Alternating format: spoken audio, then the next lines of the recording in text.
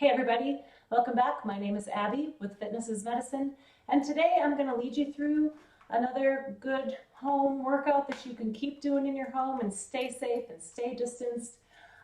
Today we're going to use a band or a tube, a fit ball, and some dumbbells. So I've actually got two set of dumbbells, one that's a little bit heavier and then one that's a little bit lighter. So actually we're going to be doing some shoulders and then some reverse flies. You might want just stick with the lighter for both sets if you have the options. If not, then we can talk about it as we move along with it. But I'm going to have you start with a row with your tubes or your bands, whatever you have at home.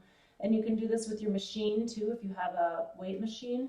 And I'm going to have you sit on a ball for just a little bit of instability. Sometimes we do them standing, sometimes we do them seated. If you don't have a ball, you can stand or you can sit in a chair and do these. Sometimes when you're seated, it can give you a little bit more support and really let you focus on the muscles that we're utilizing. So start with a good warm-up, go 5 or 10 minutes, go grab the equipment that I just talked about, press pause, and then come back ready to work. Okay. So we're going to start with this low row here. I'm going to be on my ball, shoulders down, and we're going to squeeze back, pulling your shoulders, pulling your elbows towards the back of the room. So you want to think about squeezing your shoulder blades together like you're holding a pencil in between your shoulder blades. Keeping that good posture the entire time, keeping your abs engaged. Take a breath before you start. Breathe out as you pull back. Driving those elbows towards the back of the room. Squeezing your shoulder blades each time through. This is a great postural exercise. Working on those large muscles in between your shoulder blades and your shoulder muscles, your posterior shoulder muscles, and your biceps are all working here. Okay, last one. So next we're going to do some side lunges. So you don't need any equipment for this one. We're going to start with some side weight shifts. Side lunges can be a little bit difficult. We're going to start with a weight shift to work on our form. So you want to start with your feet, shoulder width apart. We're going to step out to one side, and then we're going to go to the other side. So right now we're just shifting our weight. If you're able to do a side lunge, go ahead and start doing those. You can keep kind of getting a little bit further and seeing how that feels. Now when you start to go into that side lunge, you want to put the weight in that heel that you're stepping out into. You're putting your hips back like you're going to sit down into a chair. It's key in all the squats and lunges that we do that you use that good form, sitting your hips back like you're going to sit down into that chair, putting your weight into your heels and keeping your weight right over your ankle. You don't want your knees to go over your toes. So when you look down, you shouldn't be way out here like this. So I'm sitting back like this. Don't let your knee go out like this. I don't even like to demonstrate it because it puts sheer force through that knee, and we don't want that. We want to be in a good form, keeping our chest as high as you can, keeping our heads up, looking across the room, alternating side to side. Now, you can keep this in any range of motion that feels like a challenge but is still comfortable to you. So just a weight shift, keeping that smaller. Especially if you have any balance problems with this, you can do it at your kitchen sink. If you have your kitchen sink right here, then when you sit back, you can hold and sit back like this so that you can sit back even further. I have people do that in my gym at my bar. I have a big balance bar, and I have lots of people do these here so you can really sit back and get that good form and develop that strength.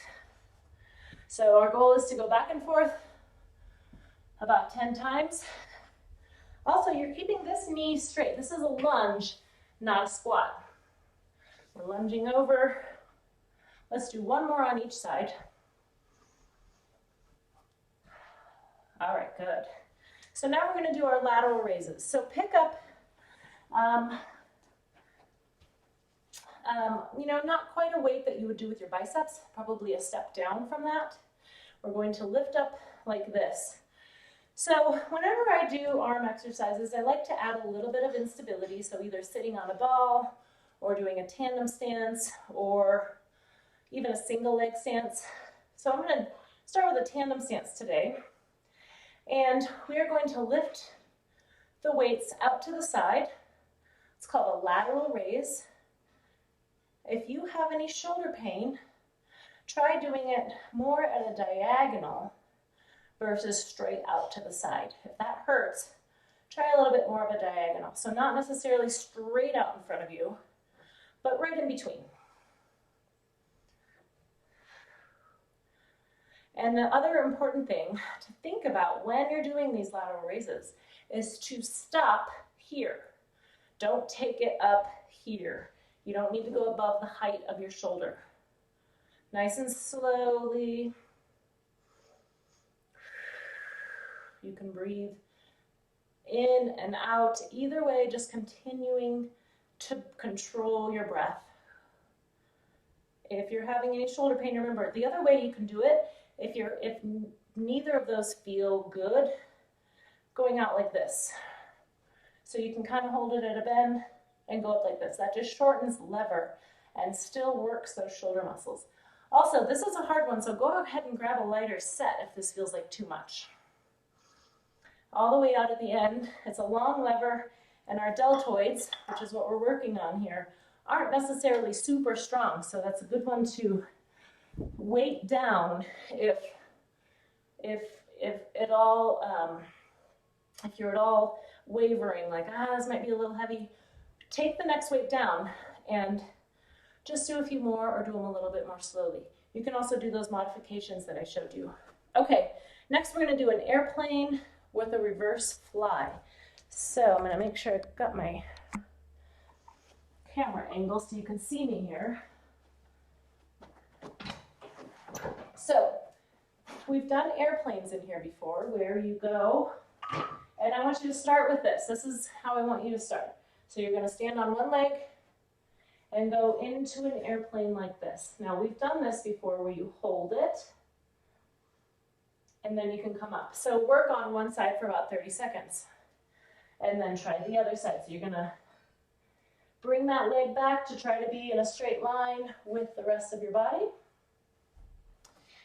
If you're able to do those and those feel pretty comfortable, I'm going to add a little bit of extra here. So this is going to challenge your balance a little more and do some more postural shoulder stabilization. I'm going to add a reverse fly. So while you are bent over in your airplane, put your arms here, reverse fly. So all you're going to do is bring your arms out to where you would hold it,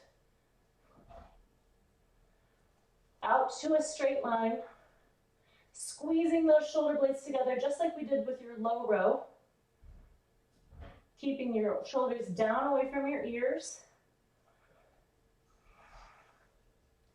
Try 10, and then we'll switch. If that is too much, forget about the reverse flies. Just do the airplane hold. The other thing you could do is try it without the weights. So, right, just moving your arms while you're holding that balance can be a challenge. So if you start here and you don't have any weight, you can try that. Or you can try a really, really light weight, you know, just maybe a couple water bottles that are, you know, a 16-ounce water bottle, that's a pound. So let's try it if you're able to. Squeeze your shoulder blades. You're coming out into a straight line. You don't need to go past straight. Keep breathing the whole way. If you have any shoulder pain, drop the weights. Don't do this. Okay, really good. That is a challenge. Remember, find what works for you. Grab a really light weight or even just try it with body weight to begin with. And then if you feel like you can do that, you know, just grab 1 pound weights or like a water bottle or, you know, soup cans or something that don't weigh too much, because that's a really big challenge. All right, next we're going to grab a fit ball. And we're gonna do some abdominal work, some core. So we're just gonna do some crunches. So sitting on that ball, I'm gonna bring this forward a little bit.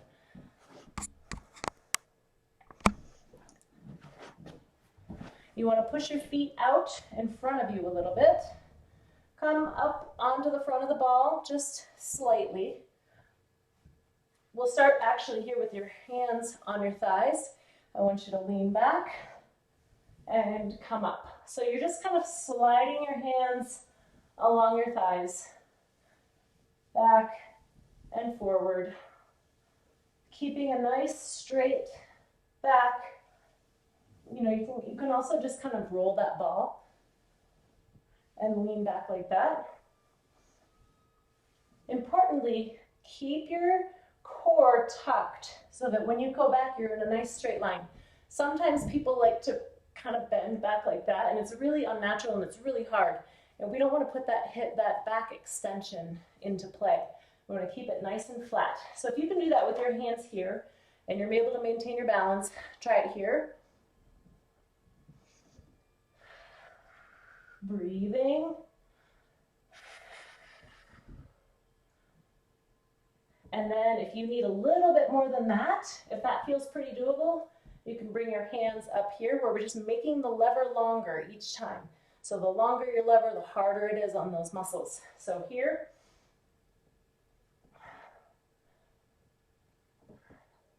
Leading with your chest when you come up. And whichever method works for you and is a challenge to you and is safe and just a little bit of a challenge, do 10, do 20, depending on where your needs are.